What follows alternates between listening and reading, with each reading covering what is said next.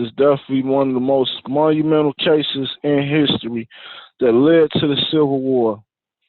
This is right around the time not Rosa Parks, but the sister Harriet Tubman. If y'all seen the recent movie, Harriet Tubman movie, I suggest you go see it. It would definitely change your outlook on slavery.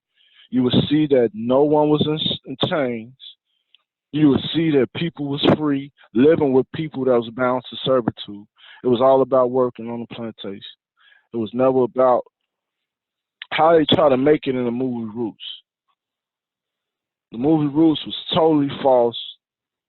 Matter of fact, the person who made that movie Roots had a lawsuit against them. I believe his name Alex Haley.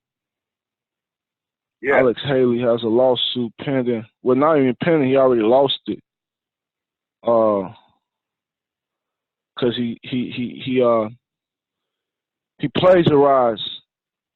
Basically, he plagiarized the off of a sister who actually wrote that book. I'm gonna get that article for y'all right now. I'm looking at it right now off the New York Times.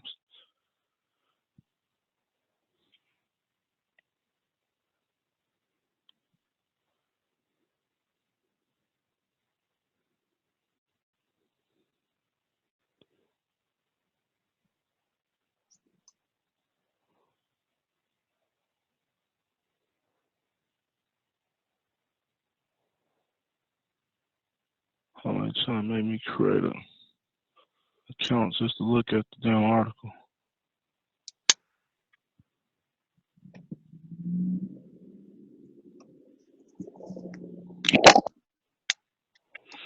Yeah, Alex Haley plagiarized the whole goddamn thing, man.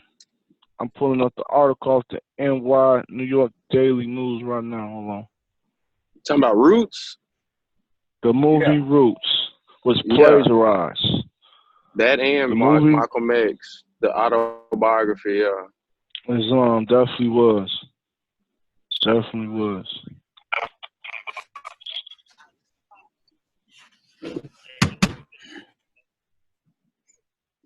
Man, I remember that movie back when I was young. So, Brother D. Gregory had enlightened us on that. But people still fell asleep, forgot about it. They think the way slavery is told to us is the authentic story. Is not. Oh, absolutely not.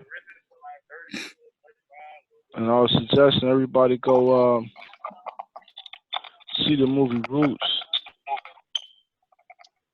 I mean, not the movie Roots, the Harriet Tubman movie, because it'll give you a different perception on how slavery took place.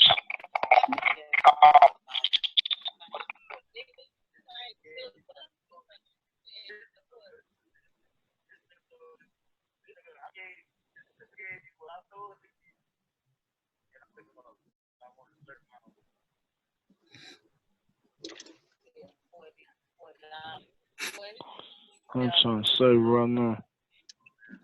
Yeah, it definitely was plagiarism. So you gotta know, we start right there because that's where the bullshit started. The bullshit started right there in the goddamn Root story.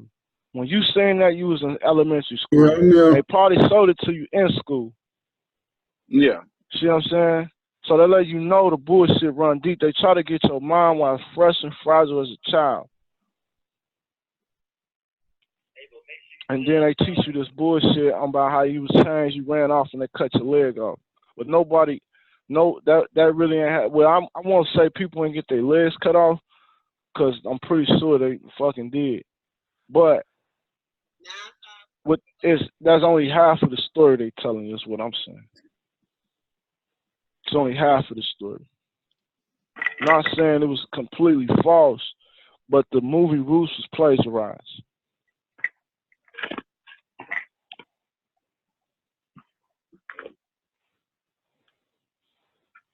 100%. So if you thinking you come from Africa and you think another group of people right here was Native American, I'm finna show you today that you wasn't. There's no group of people here called no goddamn Native Americans.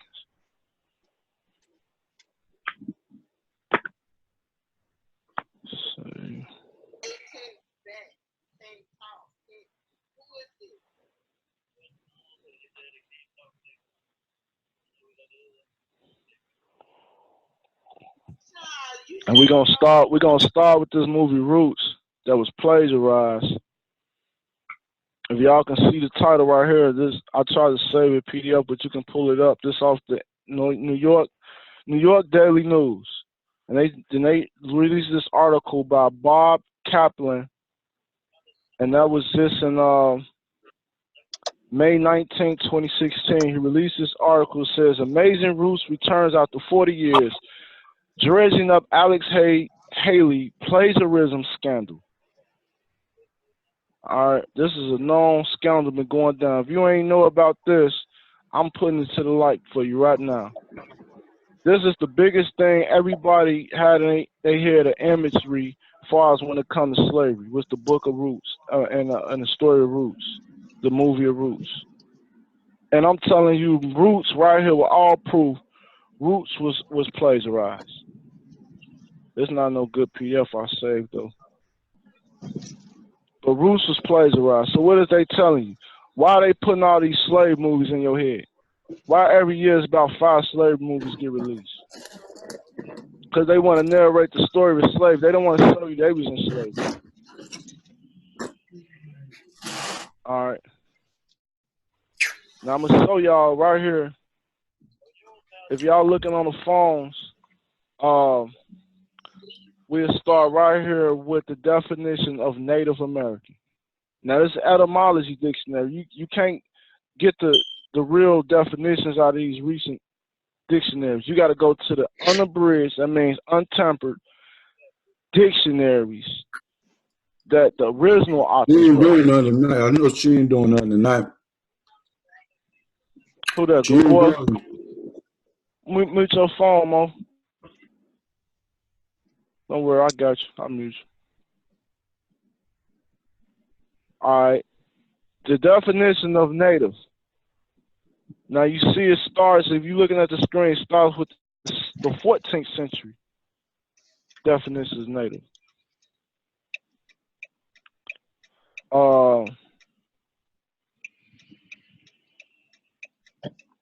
It starts with native, natural born, hereditary, connected with something in a natural way. That's from an old French word, native, born in, raw, unspoiled. So we're not dealing with people on these definitions. You got to know every definition has a different context where it's be used in. So we talking about when you're saying something native, like a native plant or native food. Okay, now we're going to go down to the second paragraph when it says early 15th century. Because I'm going to tell you, Native Americans, the term wasn't even ancient. It's from 1800, and I'm going to show you who started the term Native American and what year it started in. And you are not Native American. We ain't no damn Indians, and this ain't India. All right, now from early 15th century, I'm going to highlight this for you. From early 15th century, this is the definition of native. It says, born in a particular place of indigenous origin or growth, not exotic or foreign. Also of pertaining to one by birth as in native land. Also used from early 15th century in a now obsolete sense. So they're telling you that this was also the definition of native. So it has two sides of the coin. And the second side means bound, born in servitude or serfdom of metals, minerals, etc., occurring in pure state and nature. So that was another word for slave, almost. It is a word for slave. Serfdom, servitude, and voluntary servitude, voluntary servitude. Servitude is the real word for slave. Because slave comes from the word Slav, as in Slavic people. So when you talk about, the concept of slavery is really called servitude.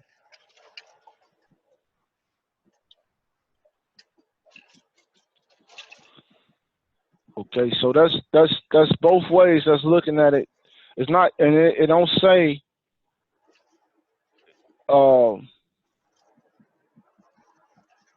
You know, it don't say Aborigine or nothing like that. It just says indigenous origin. So what they saying is a Native American is an indigenous person, but by calling yourself Native, you just saying I'm an indigenous person born in servitude. We weren't born in slavery. We weren't born in slavery. That's the whole thing.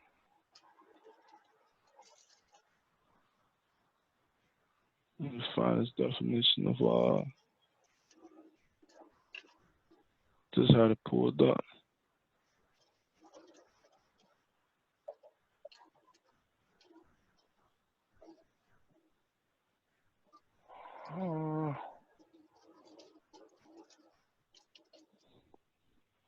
We weren't born in slavery. So let me show you the definition of American.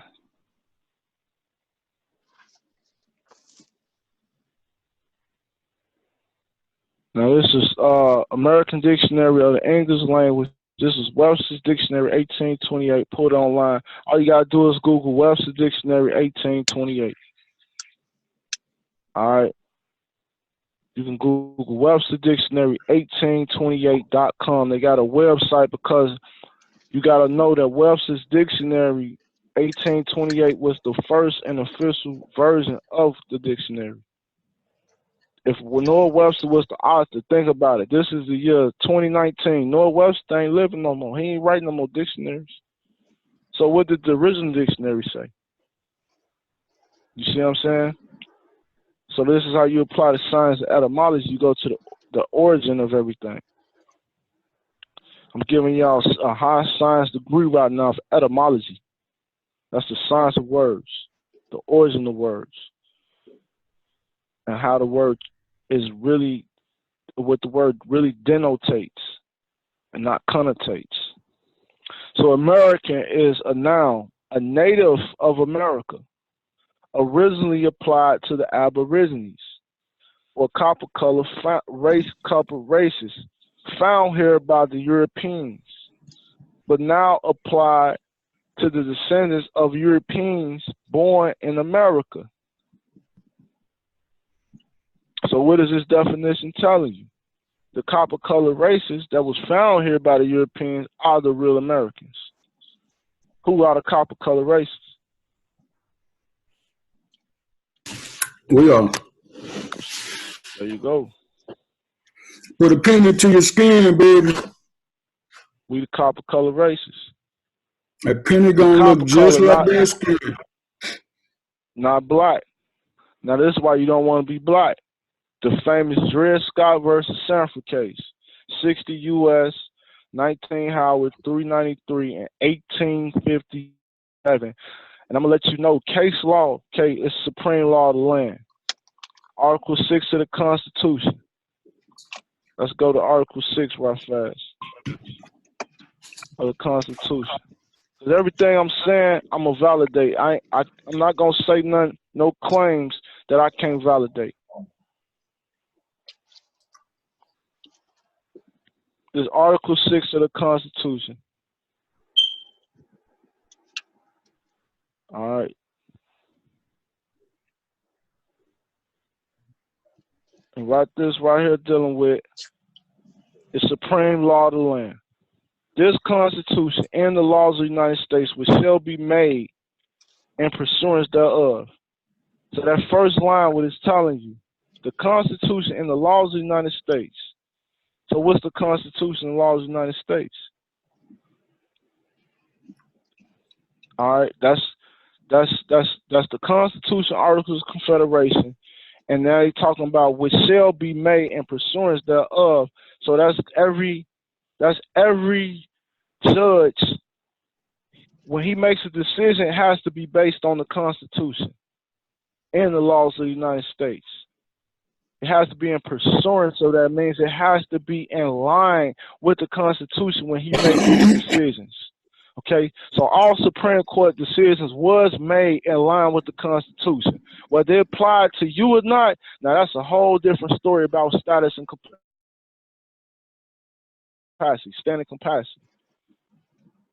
And you have to look up those terms. Next week we're gonna be putting together a list of terms and things like that for you to educate yourself on. We're gonna have 120 questionnaire page for you to open book test yourself and have a study guide for you to work from. Now, dealing with that first line, now it's telling you that the judges making decisions and pursuance, or anybody making decisions and pursuance of the Constitution is the law of the United States. And then it says, and all treaties made. Because see, treaty, now you're talking about international law, so by saying all treaties made, it's telling you that international law is supreme law. Because it has to be in line with the international law, the law of nations. They call it the law of nations. All right? When you're dealing with a nation, only nations make contracts with each other, and it's called a treaty or a commercial contract. All right? And that's the highest law of the land. Because if I'm from one nation and you from another nation, and we on the same land, we got to have some type of agreement here. Or there ain't going to be no fucking rules to this shit. So that's when you got to have a treaty, or it's going to be war. The treaty is always about peace. They peace treaties. All right? That means to avoid war, we going to go by these rules right here. And you violate these rules right here, there's war. We going to bear arms. Just that simple. Okay, and say all treaties made or which shall be made. All right, so that's when we're talking about the judges' decisions again. Under the authority of the United States shall be the supreme law of the land. It ain't saying it may be the supreme law of the land. Shall means mandatory. Shall means mandatory. And then it said, and the judges in every state shall, that go to word shall again, be bound thereby. So every judge in every state, I don't give a fuck what state you in. I'm in Texas, you might be in Illinois, you might be in Florida, Georgia. I don't give a fuck where you at. Every judge in every state is bound by the supreme law of the land. Anything in the Constitution or laws of any state to the contrary is not withstanding. That goes standing and capacity we were talking about again. So you have to research those terms to really understand what standing capacity is dealing with. Now let's go back to the Dred Scott case. Now this is Supreme Court ruling. Now this is law. So now we know what law is. Now you have a clear definition what law is. If you forget, go to Article 6 of the Constitution. It's going to tell you what law is. It's just that simple. It's in three lines what the law is. You don't have to read pages on pages on pages to know what law is. All right? Law is simple. Law is common. It's called common law for the common man, based on common sense. You don't have to have a high IQ to understand common sense. All right? Even though common sense ain't common. We know that. All right. We're moving forward. Dred Scott versus Sanford was a landmark decision of the U.S. Supreme Court, in which the court held that the Constitution of the United States was not meant to include American citizenship for black people, regardless of whether they were enslaved or free. And therefore, the rights and privileges it confers upon American citizens could not apply to them. All right?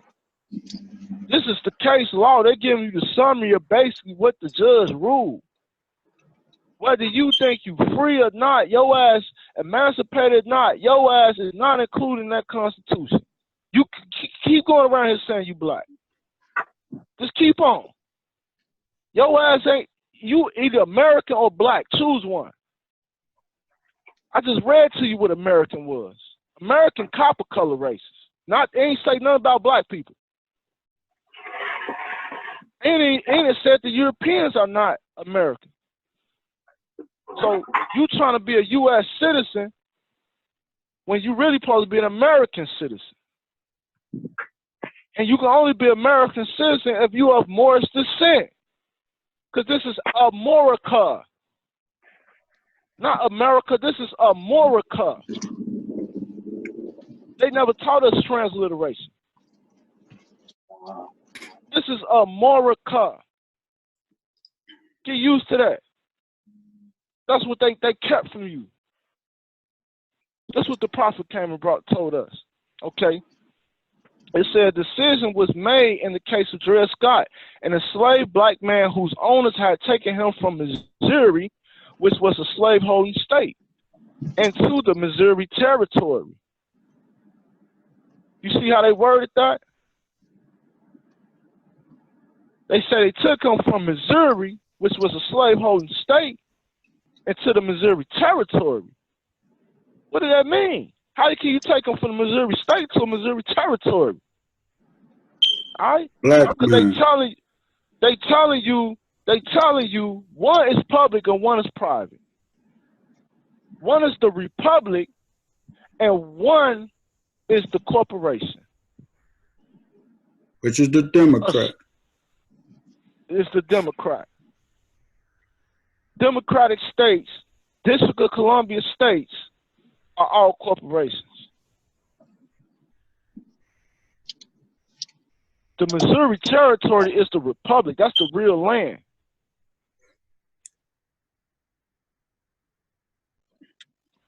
So I'm going to continue reading. It said, most of which had been designated free territory by the Missouri Compromise of 1820. Now, the Missouri Compromise of 1820 said if you make it past that Mississippi line, your ass in a free territory. And you, therefore, cannot be captured. Now, when you go see this Harriet Tubman movie, you're going to see what I'm talking about. How she made it right over that goddamn line, that Dixie line, and she was free.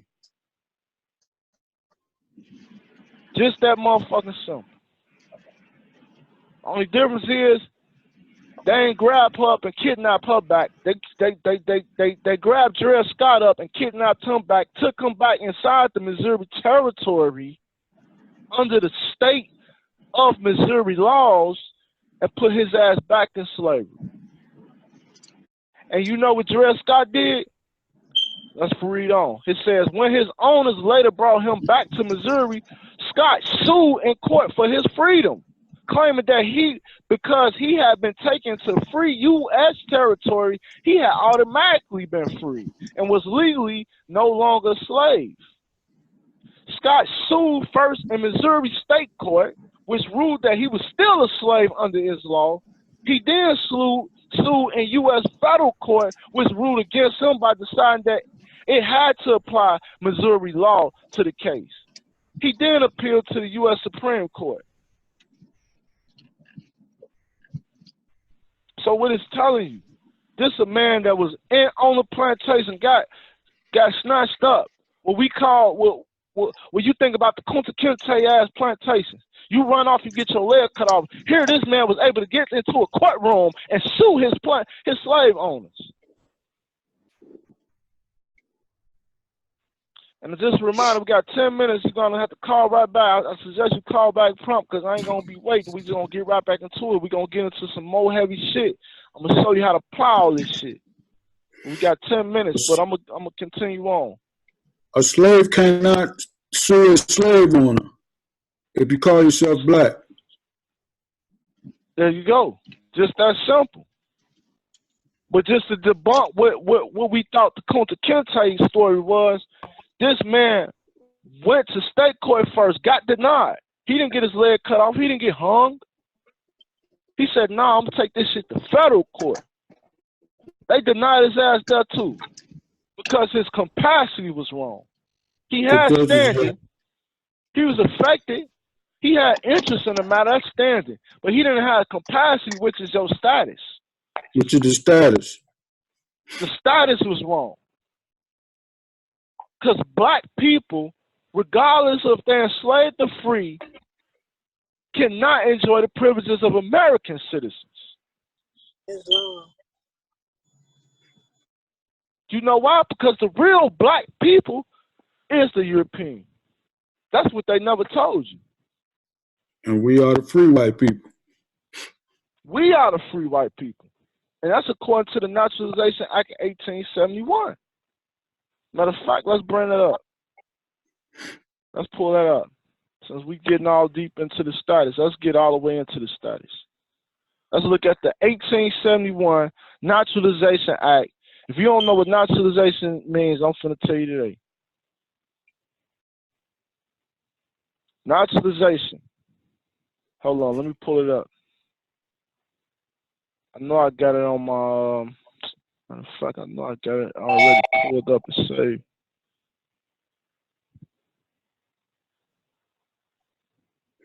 $17.90, not, I said 1871. It's 1790 Naturalization Act. I said 1871. 1790.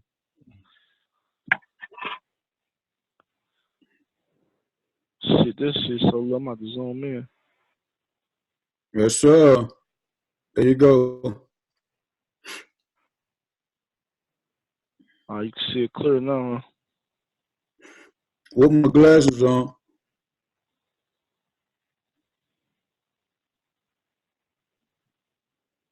Oh, that's the actual act. We need to look up the definition of free white person. That ain't gonna be a good example right there. Yeah, that ain't gonna be a good example. I'm gonna bring up the free white person. Cause you gotta know, man, this color shit is just a fucking game, man. You know, they got you thinking you black, they white, when all actuality, you white and they black. Because white means holy. White means sovereign. It don't mean pale. White does not mean pale. White means holy. It means be whole, a whole person. When they say whole, they mean a whole human being. Everybody's not human beings. I'm here to tell you that now.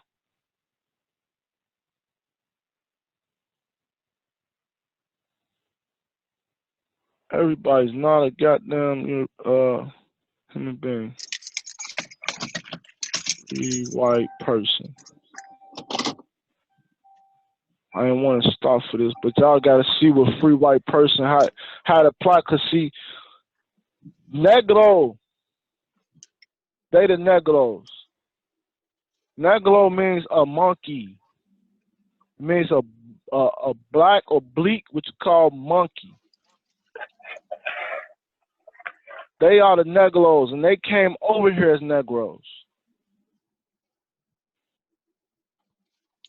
They came right over here as Negros.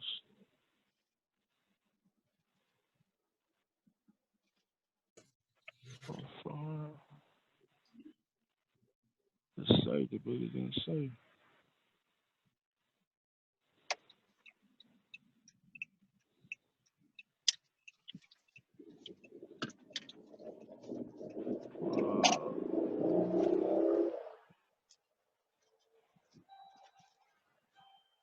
White mean pure.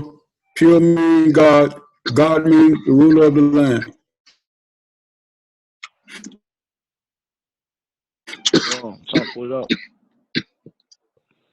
I can't pull it up right now. I'm just gonna continue on, man. I can't pull it up. I want to show y'all on my screen. Let me see. White people right there, ain't it? You can see it. Y'all see that? You got to click on one of them. Oh, you can see that? I didn't know you could see that. You can see that? Yeah. You might as well click on the left top or the right there. Yeah. Hold on. I just had to pull it up. Hold on. There you go.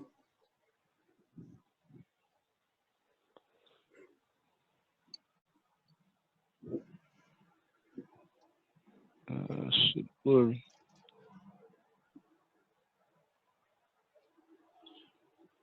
There we go. It's a little blurry though. Yeah, you probably got to take it it down. Yeah, it's still a little blurry, huh? Fuck. Shit. Just trying to pull this free white person up because you gotta know, man, who the real, who fake. You fucking apart. You gotta click on so much shit just to look at this shit. You was at the right spot. Shit crazy. I was going into the shit. Yeah. Well, I'm just gonna tell y'all, man. We just It's gonna close do some enough, good man. You could have just went through it. It was close enough. Oh, you was able to see that one? Yeah. Click on it. All right, I'm just gonna read it off to y'all, man. If you can see, you Yeah. can see. If you can't, you can't. Free white person referred to the Naturalization Act as amended by Act July 14, 1870. Yeah, it was 1870. Has meaning naturally given to when it first used in 1 Statute 103, meaning all persons belonging to the European races then commonly counted as white and their descendants, including such descendants in other countries to which they had emigrated with an E. All right. Now, you got to know who the real European is because you got to know how this applies. See, if you don't know who the real people of the earth is, you're going to be confused about all this shit. You the real European. Now I'm finna show you how where it says that at too. All right. It said it includes all European Jews, more or less intermixed with peoples of Celtic, Scandinavian, Teutonic, Iberian, Latin, Greek, and Slavic descent. So who the real Jews of the earth? All right, now you're gonna get into the story of Hitler and some more shit, right? We ain't gonna go into all that right now. We the real Jews, we the real Hebrew people, we all that shit. All right. The Celtic, Scandinavian, Teutonic, Iberian, certain Iberian people, the Latin, Greek, and Slavic people are all what you call who y'all think, or most of the masses think, who is white people. But they not white people. Only if they mix with us, they can be white people. Okay, that's what it's telling you right there. It includes Magyars, Lapps, Finns, and the Baskis and the Albians. So that's what the real Europeans is. They Albians. It includes the mixed Latin, Celtic, Iberian, and Moorish inhabitants. And Moorish inhabitants of Spain and Portugal. Okay? So they telling you all the mixed people now. First they told you that the Europeans that was just straight European. That's us. All right, just like 21 Savage, he European, right? Okay. So now they telling you the mixed Europeans is also white people. Okay. North African inhabitants of Sicily, and the mixed Slav and Tartar inhabitants of South Russia. Now this is the main line I want y'all to hear right here. Okay, free white persons. It says it does not mean Caucasian race, Aryan race, or Indo-European races, or the mixed Indo-European races, Dravidian, Semitic, or Mongolian peoples who inhabit Persia. All right, so a white person